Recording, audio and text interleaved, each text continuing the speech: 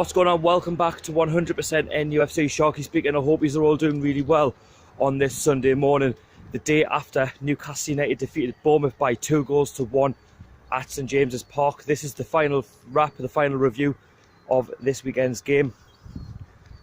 I'm absolutely buzzing. It's amazing what a win can do, or 2 wins can do. Back-to-back wins now. Things are starting to look up. We've picked up some points, and it was important that we got these 2 victories, because if we didn't, Rafa Benitez would have been under a lot of pressure because of the way things have started this season. We're currently on 9 points. Obviously the international break has probably come at the wrong time, but I'll talk about that later on in this review. So let's jump into it. So yesterday we marked Armistice Day, where those who fought for our lives in World War One. It was a great touch by the Gallagate, seeing the poppy display, as you can see in the image. Absolutely brilliant. And it was just great just to remember those who gave their lives for us so we can have a better today and an even better tomorrow. And it was just brilliant by all clubs up and down the country, not just us. Then we went and played out the Toon. As you can see, this is the team lineup that Rafa played against AFC Bournemouth. It was always going to be forced upon him to make these changes. For example, Sharkey came in for Jamal Lascelles, who was close to being fit for the game but just didn't quite make it. Key also started alongside for Shelby, and it was nice to see Rondon be partnered alongside Perez for this game as well. And Rondon, for me, had the game of his life. So anyway, the game kicks off. Bournemouth have the first opportunity, which they dragged wide. It was a good block by ourselves, and then we really got into the game. We were causing them problems. Bournemouth, for me, just didn't get started in this one, and we were just taking the initiative from how bad it started. And it only took us 9 minutes to open the score, and that was by Solomon Rondon. What a run by DeAndre Yedlin to put it into the box first time. Rondon had a shot. It was saved by Asmir Begovic for then Rondon to follow up and make it 1-0 to Newcastle. And I think we sort of deserved it because of the way that we started. We started positively, something that we haven't done a lot this season, when we didn't do a lot last season. And it was just good to see Rondon get on the score sheet as well, because the lad's under a lot of pressure because he's wearing the number 9 shirt, of course. And then we'll continue to create more opportunities, cause Asmir Begovic problems.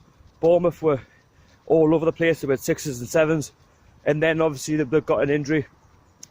Smith had to go off for Charlie Daniels. I can only wish him a speedy recovery.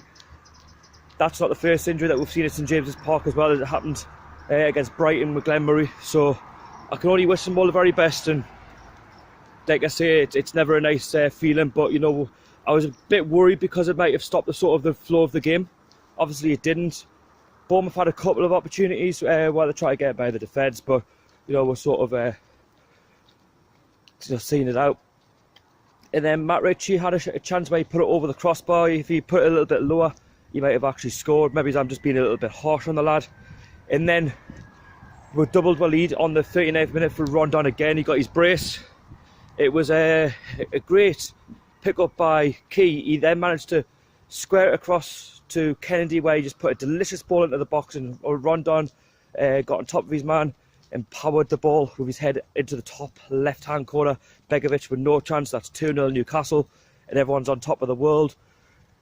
And then Bournemouth started to creep into the game a little bit. We dropped off in that first warning when we had the 45 plus 8 minutes of stoppage time. I don't know why he got 8 minutes from it, to be fair. I don't think the player for Bournemouth, Smith, was down even for that long. And then they put a free kick into the box. And it was a good save by Dubravka to parry it away over the crossbar for a corner. And then they scored from the initial corner through Lerner. It was a good ball in by Fraser. And then it's 2-1, nervous times. Half time, 2-1 to Newcastle. We fully deserve it. Second half, though, completely different picture. Bournemouth, for me, were by far the better team. They created the more better opportunities.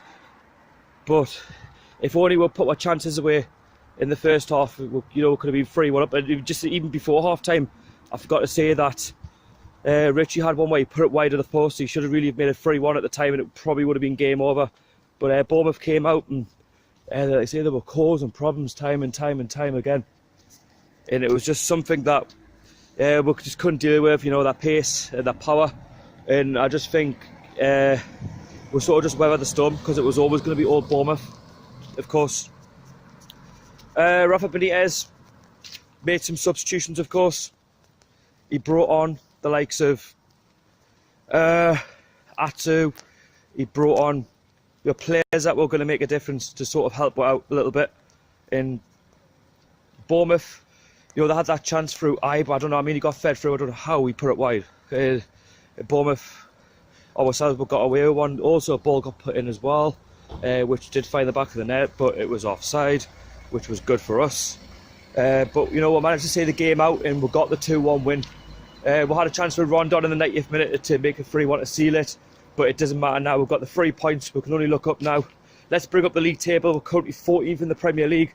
As I speak, there's more games on today, so it might change, of course, but it's just a nice feeling that we can, you know, look at the international break with positivity. It's come at the wrong time, of course, because we want to keep building, we want to keep kicking on.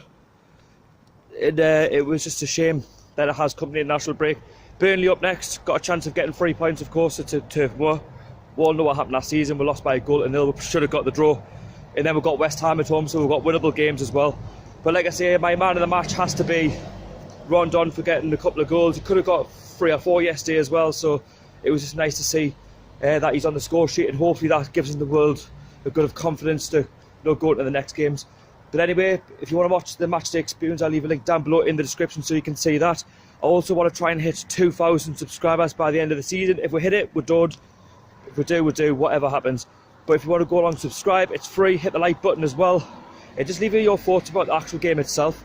And yeah, thank you so much for watching. It has dragged on a little bit. I hope you enjoy the rest of your day, enjoy the rest of your weekend. How are the lads?